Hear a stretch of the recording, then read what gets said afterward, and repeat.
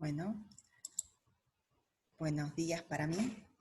Vamos a comenzar con nuestra clase. Voy a compartir pantalla. Nuestra clase de la tercera parte sobre la teoría de los campos conceptuales de Vergniaud. A ver, voy a intentar compartir pantalla.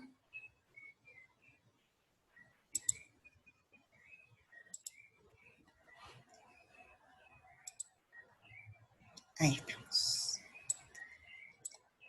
Bien, en la clase de hoy, de la tercera parte, como les decía, nos vamos a centrar en la teoría de los campos conceptuales, elaborada por Gerard Vergniaud.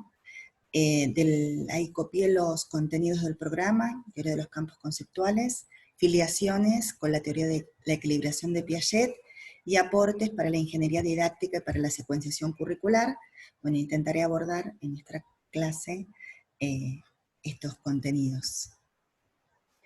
Me apoyo en el texto obligatorio que ustedes tenían o tienen en el campus, que es de María Emilia Quaranta, Gerard Vergniaud, sus aportes a la didáctica de la matemática y a las prácticas de enseñanza, y también, para el que le interese ampliar, en la bibliografía optativa tienen este texto de Lerner y este texto de Vergniaud, es un texto fuente para este tema, la teoría de los campos conceptuales, que como verán está publicado en 1990, pero no es que Vergniaud comienza sus estudios en 1990, sino que en 1990 publica sistematizada la teoría de los campos conceptuales, pero a la que arriba, luego de un montón de estudios psicológicos, a los que voy a hacer un poco referencia en esta clase.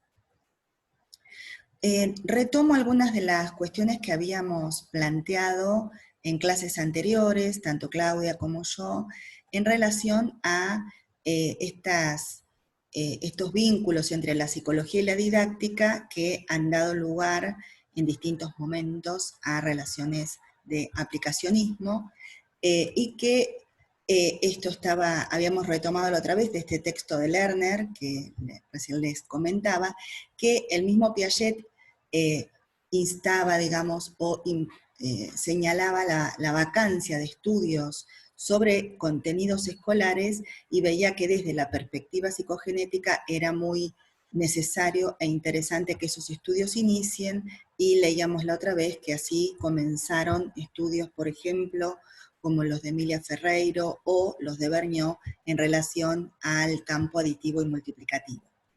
Entonces señalábamos que la didáctica de la matemática vino a colaborar en delimitar el campo de estudio de la didáctica de la matemática, y en esto Vergniaud tuvo mucho que ver, ¿sí? Bien, esto lo vinculo con clases anteriores. Entonces, decíamos también que estas investigaciones psicológicas resultan estudios previos para la ingeniería didáctica, y que estos estudios psicológicos que surgían para responder a preguntas que se formulaban desde la enseñanza, intentan relevar conocimientos infantiles. Nosotros estuvimos en mi clase anterior hablando sobre investigaciones psicológicas que indagaban sobre conocimientos infantiles acerca de la numeración, pero Vergniaud lo que estudia principalmente, o al menos los que nosotros estudiamos principalmente, no es lo único que estudió, también hizo estudios sobre física, velocidad, distancia, otros contenidos, pero nosotros tomamos los que tienen que ver con el campo aditivo y multiplicativo. En el texto de María Emilia Quaranta, que ustedes tienen para leer, toma algunos ejemplos del campo multiplicativo. Yo lo que voy a tomar en la clase de hoy son algunos ejemplos del campo aditivo. ¿Y por qué este cambio, digamos? ¿Por qué no me centré en los del campo multiplicativo? Porque la clasificación o los estudios de Vergniaud sobre el campo aditivo no están presentes en el artículo que ustedes leyeron, sin embargo les van a resultar muy importantes para el trabajo en el foro 6 y también para la elaboración del segundo parcial. Así que por eso decidimos abordarlos en la clase de hoy. Estos estudios que realiza Vergniaud del campo aditivo y multiplicativo resultan aportes fundamentales para la ingeniería didáctica y para la secuenciación curricular. Entonces, cuando Vergniaud se dispone a indagar cómo los niños, o los conocimientos y las conceptualizaciones que los niños producen al enfrentarse a resolver problemas de suma, resta, multiplicación y división, empieza a identificar algunas diferencias en los conocimientos que los niños ponen en juego o en las representaciones que producen, la diversidad de complejidad que representa para los niños un problema a diferencia del otro, que por ahí para nosotros o para la matemática aparentemente son dos problemas parecidos, pero él nos ayuda, él identifica y nos ayuda a identificar a nosotros que para los niños no es lo mismo un problema aparentemente igual porque se aloja en la misma definición matemática, sino que él pudo hacer como una clasificación apoyado en estas diferencias que los niños ponen en evidencia al resolver los problemas, que para ellos representan estos distintos problemas, hizo una clasificación en diferentes categorías que son las que ustedes ven en pantalla. 6 categorías, y al interior de cada categoría hay subcategorías, ¿sí? Hay un artículo que si a alguno le interesa se lo podemos acercar, donde detalla estas categorías y sus subcategorías, pero yo me voy a centrar en esta que está primera. 2 medidas se componen para dar lugar a una nueva medida. Ustedes después pueden leer el resto de las categorías, no voy a tomar ejemplos de esos, pero al que le interese nos puede pedir y le podemos acercar. Vamos a centrarnos en esta primera categoría. Un problema, por ejemplo, puede ser: Belén juntó 4 caracoles en la playa y Maggie juntó 6. ¿Cuántos juntaron entre las dos? En este problema vemos que se trata de una colección de caracoles, la colección de Belén, y otra colección de caracoles que es la colección de Maggie, y que reúnen las dos colecciones formando una sola colección que está integrada por los caracoles de Belén y de Maggie. Para resolver estos problemas, niños muy pequeños, por ejemplo, podrían apelar a lo que veíamos sobre los números, al conteo. El conteo con los dedos es algo bastante habitual, cuentan 4, cuentan 6 y se dan cuenta que hay 10. O también dibujarlos, ¿no? Y empezar a dibujar un caracol, otro caracol, otro caracol, otro caracol, son todos los de Belén, otro, son todos los de Maggie. Y al contar todos estos caracoles, obtienen la cantidad total, el cardinal. ¿Se acuerdan todo lo que hablamos del conteo en la clase anterior?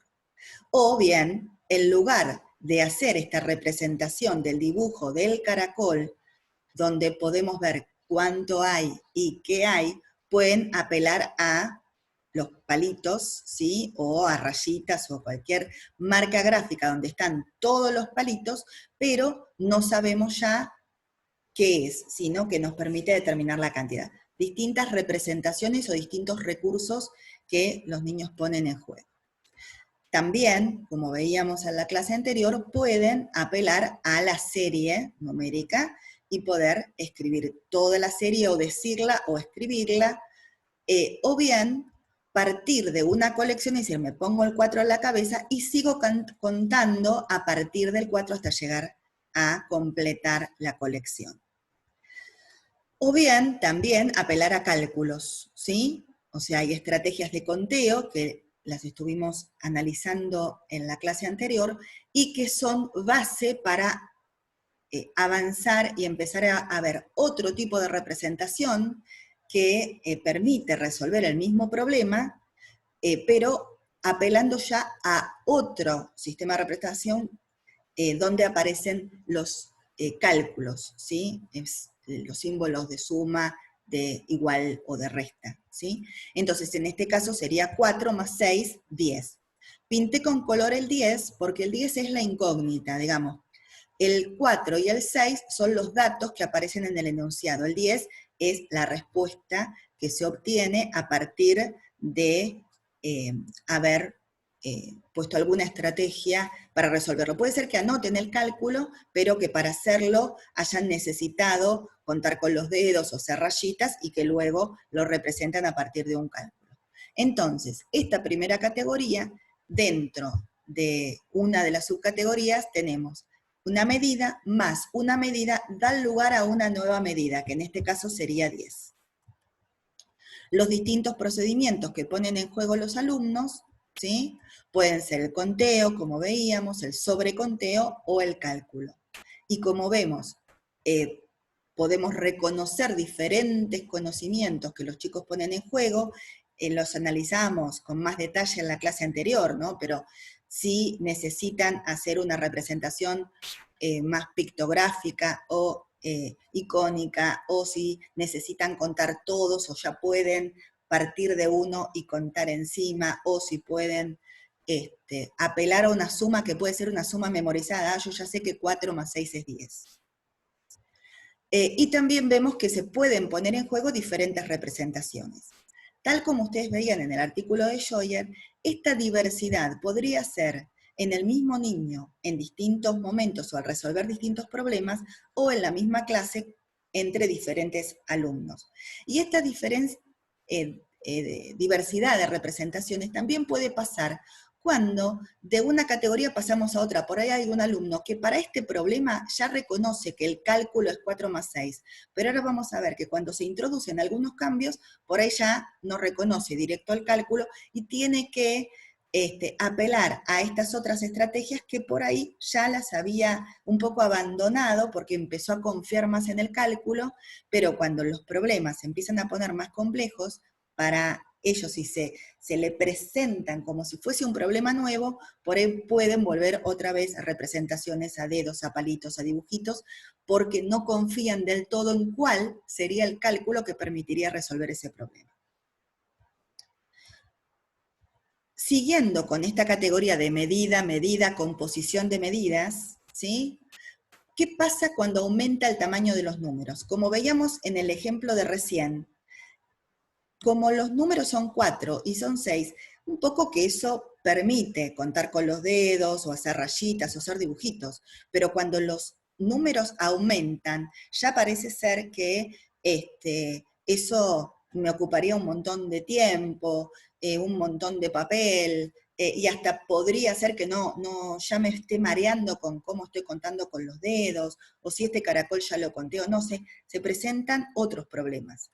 Entonces, por ejemplo, si yo acá ya aumento el tamaño, es el mismo problema, es la misma estructura. Medida, composición de medidas. Pero ya los números no son 4 y 6, son 39 y 36. Ya ahí hasta a nosotros puede ser que mentalmente nos cueste y que para hacerlo tengamos que apelar a alguna otra cosa. ¿Sí? El cálculo es 39 más 36 da 75. Pero por ahí nosotros no nos dimos cuenta si es 75, como si lo hicieron inmediatamente, 4 más 6 es 10. Por ahí dicen, 30 más 30 es 60, y 9 más 6 es 15, entonces es 60 más 15, 75. Tuve que recurrir a algún tipo de descomposición, ¿sí? O a dibujar, o a hacer algo que no es algo inmediato, o no me voy a poner a dibujar 39 rayitas y 36 rayitas, o 39 caracoles y 36 caracoles. Ahora, por ejemplo, los números siguen aumentando, 249, 476, también pasa lo mismo. ¿Puede resolverse? Sí, puede resolverse, por ejemplo, también con descomposiciones 200 más 400, 40 más 70, y empezar a descomponer e ir asociando y haciendo sumas parciales para llegar a la suma o al resultado. Ahora, esto pensando en que no estamos encarando una enseñanza donde decimos, bueno, no podés resolver estos problemas si yo primero no te enseño la cuenta, entonces primero te enseño a hacer cuentas y después lo que haces directamente es la cuenta, y estamos como uniformando las maneras de resolver porque todos van a usar la cuenta para resolverlo. Estamos pensando en cuando presentamos problemas sin la necesidad de enseñar previamente un algoritmo que les les dé como una llave para resolver ese problema, sino que los mismos niños puedan producir sus propias estrategias. Otra variante es si los números son redondos. En este caso, por ejemplo, el 39, el 36, el 249 y el 476 no son números redondos, ¿sí? Sino que están entre medio de dos redondos. El 39 está entre el 30 y el 40, ¿bien? Ahora, miren ustedes qué pasa con estos números redondos que voy a introducir acá. Es el mismo problema, la misma estructura, pero es Belén juntó 50 y Maggie juntó 50. A pesar de que 50 es más grande que 39 y 50 es más grande que 36, el cálculo vuelve a ser sencillo, digamos, para los niños, igual que el 4 más 6, porque pueden apelar a cálculos mentales. Entonces, digo, para relativizar un poco la idea de que siempre que aumentamos el tamaño de los números, para los niños es más complejo, vemos que, ojo, salvo que sea un número redondo, porque los números redondos, por más que sean grandes, sí resultan sencillos para los niños, con lo cual podemos aumentar el tamaño de los números, pero que sean redondos, y para los niños no va a representar tanta dificultad, porque, por ejemplo, para resolver 50 más 50 en 100, también se pueden apoyar en una suma muy parecida a la de 4 más 6, que es la de 5 más 5 es 10, ¿sí? O, por ejemplo, en este caso también, el 300 es más grande que el 249, el 500 es más grande que el 476, sin embargo, hacer 300 más 500, 800, es mucho más sencillo que hacer el 249 más 476. Otra variante puede ser que, como decíamos recién, se apoyen en cálculos conocidos. Entonces, puede ser, recién veíamos que 50 y 50 es un cálculo conocido, que 300 más 800 puede ser un cálculo conocido porque puedo pensar, si 3 más 5 es 8, 300 más 500 es 800. Algo de esto ustedes lo estuvieron viendo en estos razonamientos de sí, entonces, de los que habla Delia Lerner en el texto Tener éxito y comprender, perdón. En este caso, 25 más 25 es uno de los cálculos que los niños pueden recuperar con facilidad o pueden apoyarse en algún conocimiento, por ejemplo, el que 2 monedas de 25 hacen 50 centavos, ¿sí? Y eso puede resultar un punto de apoyo, lo mismo que 250 más 250 que da 500, ¿sí? Bien, acá vemos entonces que un problema de la misma estructura puede ser que represente diferentes niveles de complejidad o presente diferentes desafíos a los niños de acuerdo a algunas cosas que vamos cambiando, ¿no? Esto se vincula con el concepto de Brousseau de variables didácticas y que Vergniaud las pone a jugar al empezar a diseñar y a presentar a los niños de su estudio cuáles son las variantes que resultan, que complejizan o que facilitan los problemas que les presentamos a los niños, y este dato resulta muy relevante para la planificación de la enseñanza, la secuenciación de los contenidos o la producción curricular. Ahora, nosotros estuvimos diciendo recién, sí, podríamos aparecer con el algoritmo o con el cálculo mental o estimar porque puedo redondear los números, pero cuando aparece la calculadora, también un poco, que es otra variable didáctica que puedo introducir, ya la complejidad del problema 249 más 476 desaparece porque el cálculo lo está resolviendo la calculadora. Cosa que nos parece interesante también, o lo traigo para señalar, que no es necesario postergar el estudio de determinados problemas o resolver determinadas situaciones porque no dominan la cuenta parada, sino que apoyándonos en descomposiciones o también apelando al uso de la calculadora, yo puedo hacer foco en el sentido del problema y no tanto en el cálculo, ¿sí? Porque abordar la enseñanza de las operaciones implica por un lado, el conjunto de problemas, que es lo que estamos analizando, pero por otro lado, estrategias de cálculo, y a veces también bajo la complejidad del cálculo, y me centro en la complejidad que está representando el problema. Siguiendo con la misma estructura de medida, medida, composición de medidas, veamos qué pasa cuando ahora cambia el tipo de números. Estamos viendo ahí que los números que están en juegos son números decimales, ¿no? O en este otro, donde ya el cálculo implica la medida es una fracción, ¿no? Entonces vemos que la misma estructura representa una complejidad mayor cuando los números que están en juego no son números naturales, sino racionales. Y esto también nos permite ir adelantando algo que vamos a ir desarrollando, que la idea que uno tiene de aprender a sumar y a restar, eso es para primero, para segundo, y que ahí ya está, los chicos ya saben sumar y restar, con lo cual pueden resolver cualquier problema de suma y resta que se les presente. Vemos que no es tan así, porque todos los problemas que venimos desarrollando pueden ser para primero, después para segundo, un poco más complejo para tercero, para cuarto, y esto, como vemos, es cuarto, quinto, ¿sí? Incluso también en sexto, y podemos seguir para la secundaria cuando aparecen números negativos o, digamos, distintos problemas en los que se sigue jugando la suma y la resta. Entonces Vergniaud nos está como ayudando a pensar que pensar en un proyecto de enseñanza de suma y resta no se agota en primer ciclo, sino que se sigue trabajando y se sigue avanzando sucesivamente a lo largo de toda la escolaridad. Entonces, acá una de las complejidades que aparece es la cantidad de sumandos, que en los otros que veíamos había 2 y acá hay 4, y también que son números racionales, fracciones y decimales. Siguiendo con la misma estructura, ahora podemos ver otra complejidad, por ejemplo, cuando cambia el lugar de la incógnita. Todos los problemas que nosotros vimos hasta ahora, la incógnita estaba en el resultado, digamos, en la suma de los dos sumandos. Pero ¿qué pasa cuando aparece en uno de las dos partes, digamos, de la colección de caracoles? ¿Sí? Veamos el primer caso.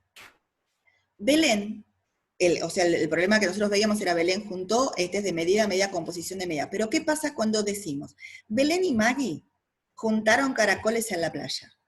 Entre las dos tienen 10, o sea, el 10 ahora pasa a ser un dato, es algo de lo que yo ya sé. Belén juntó 4. ¿Cuánto juntó Maggie? Por eso vemos que la incógnita es la colección de Maggie. O Belén y Maggie juntaron caracoles, sé que las dos tienen 10, sé que Maggie juntó 6, pero lo que no sé es lo de Belén. O sea, tengo esta situación, aunque sea la misma estructura, al cambiar el lugar de la incógnita, Vergniaud identifica que para los niños eso es más complejo. El cálculo que nosotros veíamos era 4 más 6, y en este caso podría ser 4 más algo, no sabemos qué, ¿sí? Una pregunta, ya cuando podrían poner una X, ¿sí? O también puede ser cuando hago una resta, 10 menos 4 me va a dar el resultado, o 10 menos 6 me va a dar el resultado, ¿sí? Esto representa mayor complejidad para los niños.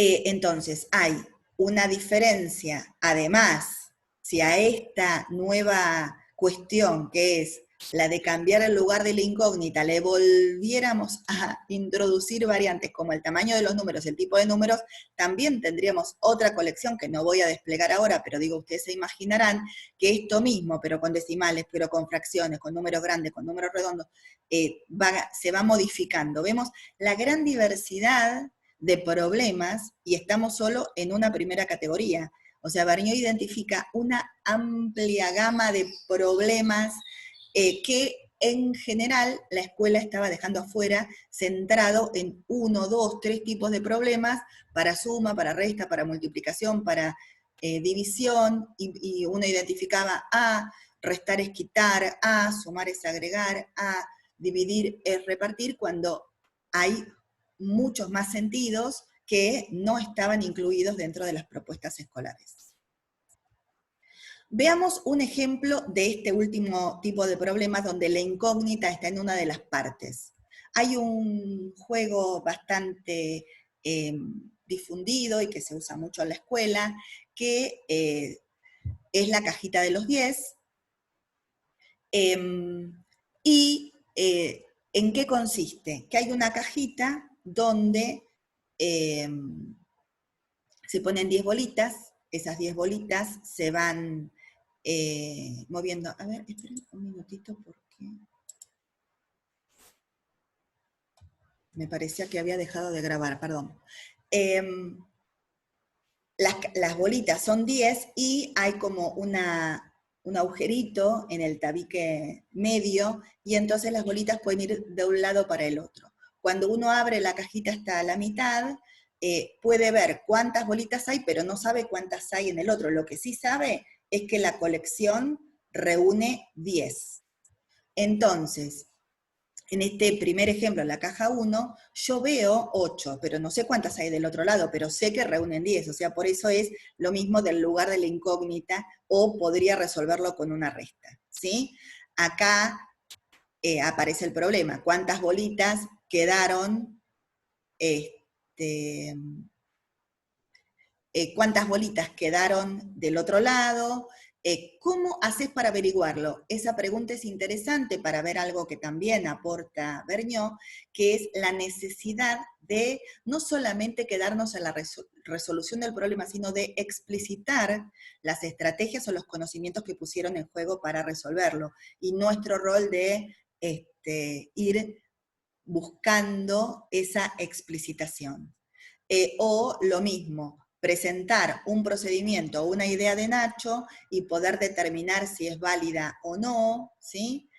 Ahora, esto se vincula, luego de jugar muchas veces, se va sistematizando con sumas que dan 10, ¿no? Esto también lo traemos porque lo van a ver en una de las clases que van a observar en el foro, que si bien no es la cajita de los 10, es un juego parecido donde están haciendo sumas que dan 10, y se sistematizan, digamos, cálculos de 1 más 9 es 10, 2 más 8 es 10, 3 más 7 es 10, todos estos cálculos. También agregamos ahí, aunque no son los primeros que identifican que 0 más 10 es 10 y que 10 menos 0 es 10.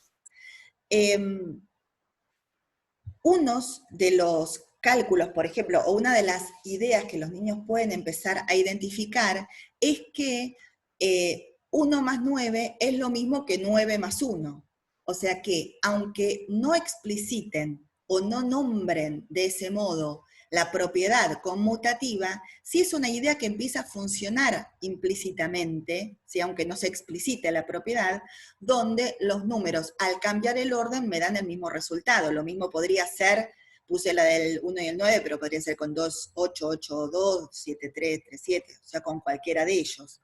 O empiezan a reconocer algunas sumas que son muy fáciles para ellos o que son las primeras que empiezan a identificar, por ejemplo, las de iguales, 5 más 5 es 10, ¿no? O, por ejemplo, empezar a apoyarse en estos cálculos conocidos para ver que hay sumas que dan 100, como por ejemplo, si yo sé que 2 más 8 es 10, sé que 20 más 80 es 100. Esto también lo traigo porque en esto de introducir variables, yo puedo este juego, que es el juego de la cajita de los 10, convertirlo en la cajita de los 100, ¿sí? Este es un video que no incluimos ni en el foro ni en el parcial, pero que si a alguno le interesa lo podemos compartir, donde también es una clase en la que están usando la cajita de los 10, pero haciendo que cada bolita, en vez de valer 10, vale 100, ¿sí? También con la misma estructura, pero con un número más grande. Entonces, miren todo lo que estuvimos viendo hasta ahora de campo aditivo, solo de esta primera categoría. No vamos a desarrollar hoy todas las otras categorías, todas las subcategorías que Vergniaud identifica al interior de cada una de ellas, porque sería muy extenso, pero al menos quisimos detenernos en una de ellas y dando solo algunos ejemplos de esa categoría para que vean el tipo de trabajo minucioso y detallado que hizo Vergniaud para identificar los conocimientos, las representaciones, los errores, las ideas que van poniendo en juego, aunque sea implícitamente, y la necesidad de avanzar en su explicitación para crecer en esos procesos de conceptualización, para que tengan una idea de ese trabajo. Entonces, la teoría de los campos conceptuales, que como decíamos, viene en 1990 a sistematizar, a teorizar sobre, ¿no?, el trabajo de investigación que él había realizado, que le dio como un cuerpo empírico para poder elaborar su teoría. Y esto ya lo habíamos mencionado anteriormente, donde dice que un concepto no puede ser reducido a su definición matemática, ¿sí? Al menos si se está interesado en su aprendizaje y enseñanza. O sea, todo lo que recién vimos, para un matemático es A más B igual C, se acabó. Y vemos cómo no es suficiente si estamos interesados en la enseñanza y el aprendizaje, porque al interior de esa categoría podemos encontrar un montón de variantes. Un concepto es visto de manera diferente desde la perspectiva del matemático y del didacta, por esto que veníamos diciendo. Para pensar un proyecto de enseñanza es necesario mirar las conceptualizaciones de los niños desde el saber y mirar el saber desde las conceptualizaciones de los niños. Lo habíamos dicho para los números y ahora lo estamos señalando para la suma y la resta.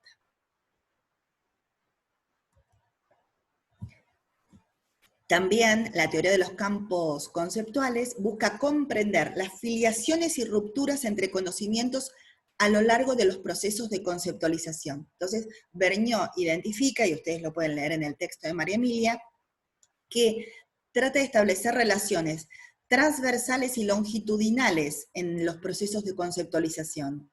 Entonces, ver cómo un concepto se vincula con otros conceptos con los que está entramado de manera transversal, pero también con el mismo concepto a medida que va avanzando en su conceptualización.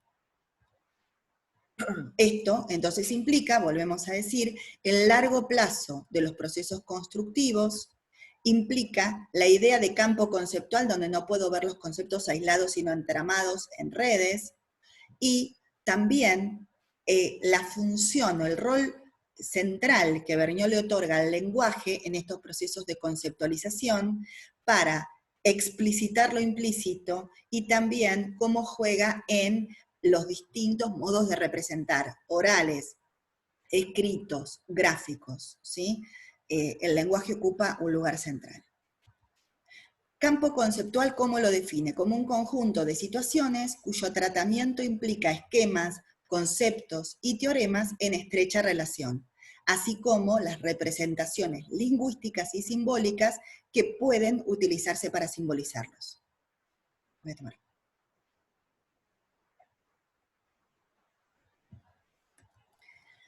Entonces, esto para la enseñanza implica proponer diferentes problemas que involucren variados sentidos de un mismo concepto y que pongan en relación diferentes conceptos, ¿sí? Cosa que se distancia bastante de la enseñanza clásica que presentaba problemas o conceptos aislados sin establecer relaciones, ¿sí? Nosotros por ahí recordamos suma, resta, multiplicación, división, y vemos acá que el campo aditivo involucra la suma y la resta. Campo multiplicativo involucra la multiplicación y la división.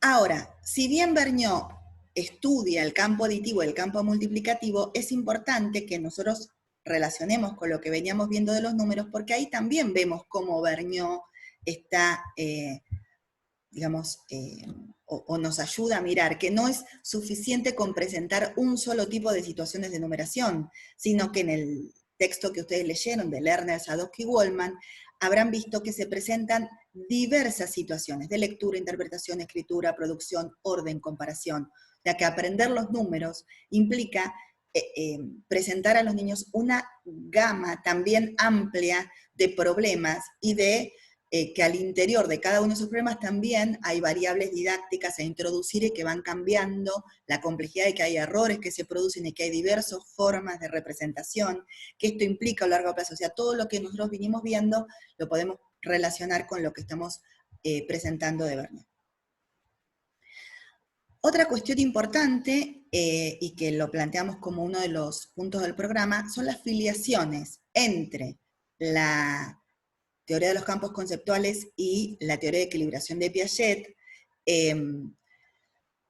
Y uno, dentro de las infinitas relaciones que podríamos elegir para mencionar, yo elegí, por ejemplo, la del error, ¿no? Para la teoría, la psicología y epistemología genética, el error es una expresión de una forma de conocimiento, ¿no? Que forma parte de ese proceso constructivo.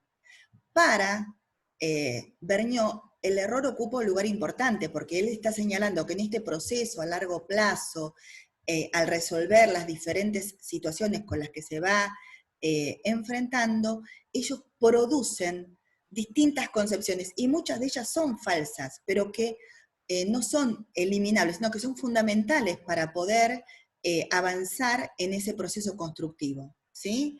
Y que es necesario abordarlas, tematizarlas, enfrentarlas para poder abandonarlas. Un ejemplo que habíamos dado es que cuando los alumnos se enfrentan a los números decimales con todo lo que aprendieron de los números naturales, hay algunas ideas que entran en conflicto. Habíamos dado el ejemplo de la idea que los niños construyen en relación a que para comparar dos números de diferente cantidad de cifras es mayor el que tiene mayor cantidad de cifras. Esa idea entra en conflicto cuando con los decimales ponemos una coma y ya, aunque tenga muchísimas cifras, puede ser menor que un número natural que tenga una sola cifra.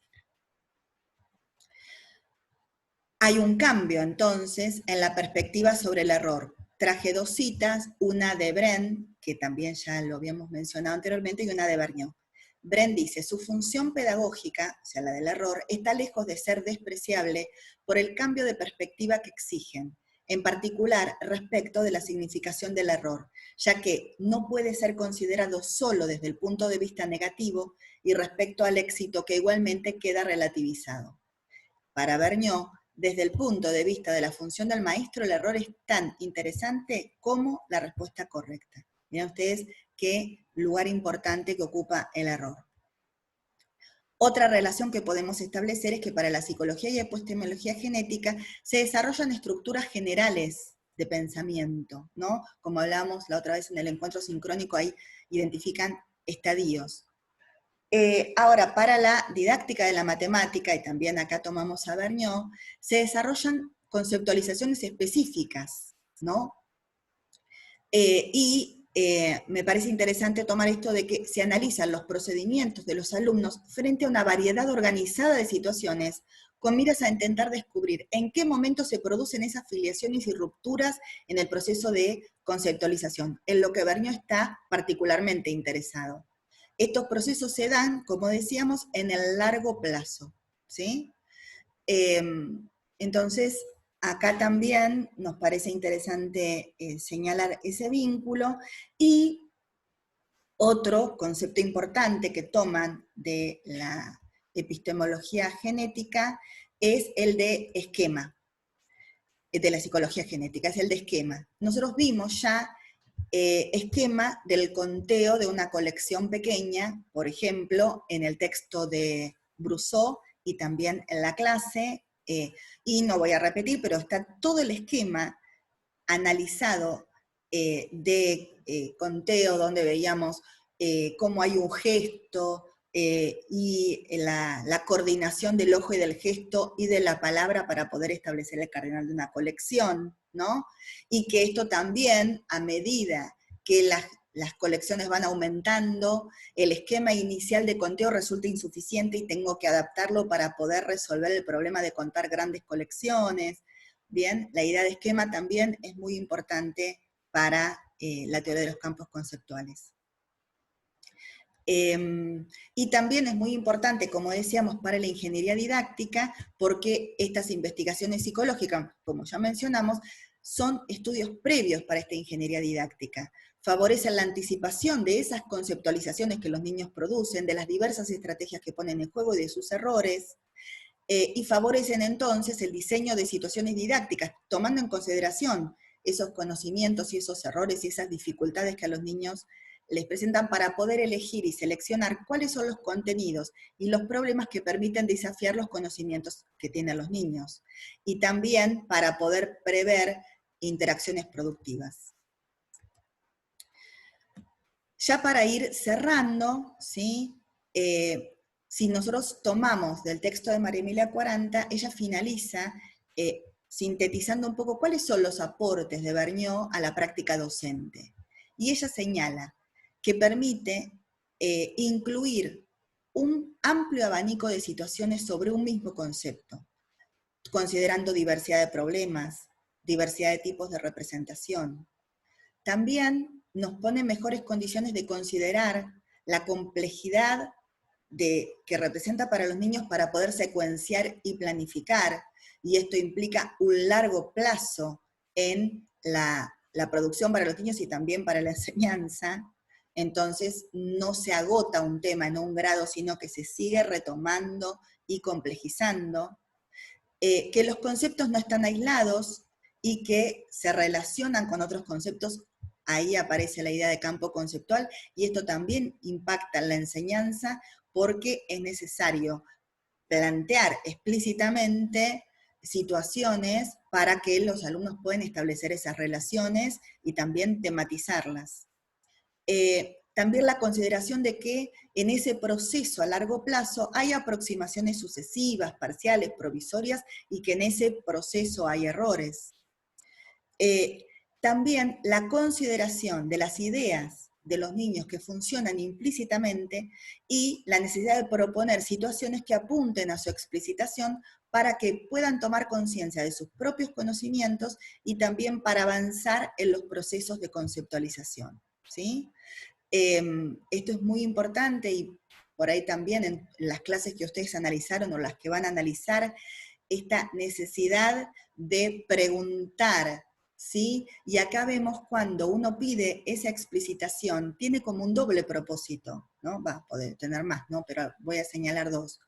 Uno, que es la explicitación de ideas, como ustedes analizaron ya en la clase que tomaron para la elaboración del primer parcial o en otras que estuvimos viendo en los foros, donde esa pregunta de pedido de explicitación funcionaba, por ejemplo, en la puesta en común, por un lado, para comunicar una idea, para que esa pueda circular para el resto del grupo, pero también tiene una función importante, que es la función del propio proceso de conceptualización, cuando el lenguaje no solo sirve para comunicarle ideas a otros o al docente, sino también para organizar el pensamiento y para poder conceptualizar. Esto para Vergniaud es muy importante, y gracias a estos aportes nosotros también nos damos cuenta de lo importante que es para las propuestas de enseñanza. Una de las cuestiones que señalamos es que también entonces sirve para la secuenciación curricular. Y acá tomé solamente esta página 184 del diseño curricular de Provincia de Buenos Aires del 2008, y tomé solamente esta. Ustedes después están disponibles en internet para poder mirar, y podrían mirar con los ojos de Vergniaud distintos diseños curriculares, o podrían mirar propuestas editoriales, distintos libros que se usan en las escuelas, o que propuestas que hay en los cuadernillos de nación, los cuadernillos de provincia, ¿sí? Tomemos por ejemplo este. Como vemos, ya está presentado primero, segundo, tercero, como que está mostrando el largo plazo y la necesidad de volver sobre problemas. Ahí dice, por ejemplo, resolver problemas de suma y resta que involucran los sentidos más sencillos de estas operaciones: unir, agregar, ganar, avanzar, quitar, perder, retroceder, por medio de diversos procedimientos, dibujos, marcas, números y cálculos. Ya en el enunciado del contenido, ¿sí? Por ahí en otros diseños no me di cuenta de poner una imagen de un diseño diferente, donde por ahí se los cuento. Dice suma, resta, ¿no? Como un listado de contenidos, problemas de, ¿no? Suma, resta, multiplicación, división, pero en este caso están más detallados los diversos sentidos y los diversos procedimientos de los alumnos. lo mismo aparece en el otro y van agregando nuevos sentidos, ¿no? Por ejemplo, les leo lo que dice: las primeras exploraciones de problemas promoverán la aparición de estrategias diversas de resolución por parte de los niños. El maestro propondrá analizar en clase las semejanzas y diferencias entre esos procedimientos y la conveniencia de utilizar anotaciones que permiten organizar mejor los datos y facilitar el conteo, ¿sí? Entonces estamos viendo ahí que hay un análisis de semejanzas y diferencias entre los diversos procedimientos que se anticipa van a aparecer, y también de poder decidir cómo transformar unas representaciones por otras más económicas, más fáciles o más, sí, que nos puedan garantizar llegar a una respuesta correcta. Después dice: si bien inicialmente los niños podrán resolver estos problemas sin reconocer cálculos, progresivamente el docente propiciará la evolución de los diferentes modos de resolver y representar hacia el uso de estrategias de cálculo, ven el pasaje del conteo al cálculo. Y ahí ustedes, si les interesa, pueden ir y explorar. Acá tomé solamente esta, pero podrían tomar de suma y resta en segundo ciclo también, o de los problemas de multiplicación, división, ¿sí? Reitero, en este diseño o en diseños, en algún momento hemos propuesto ese trabajo de tomar diseños curriculares de distintas épocas para ver cómo fueron transformándose los contenidos en distintas propuestas curriculares, o para analizar distintas propuestas editoriales, ¿no? Bien, vuelvo para terminar ya a una diapositiva de la clase anterior o de las que vinimos viendo, donde decíamos que los trabajos de sistema de numeración nos habían permitido ver que los alumnos tienen conceptualizaciones originales, que también revisar el concepto de error y asumirlo como un estado de conocimiento, que el proceso de aprendizaje implica aproximaciones sucesivas que tienen que ser consideradas por la enseñanza, que los procesos constructivos son a largo plazo, que involucran la provisoriedad de conocimientos para ser revisitados, transformados, ¿sí? En algunos casos abandonados y reemplazados por otros. Los conocimientos de los niños deben leerse en relación a las situaciones a las que se enfrentan, y que los conflictos entre ideas o contradicciones son motor de avance de conocimiento. Entonces los invitamos también a poner en relación todo lo que estuvimos viendo ahora a la luz de la teoría de los campos conceptuales, donde muchas de estas ideas cobran también una nueva significación para ustedes, porque también se van aproximando sucesivamente a los aportes de la didáctica de la matemática. Bueno, nos seguimos viendo, nos vemos el martes.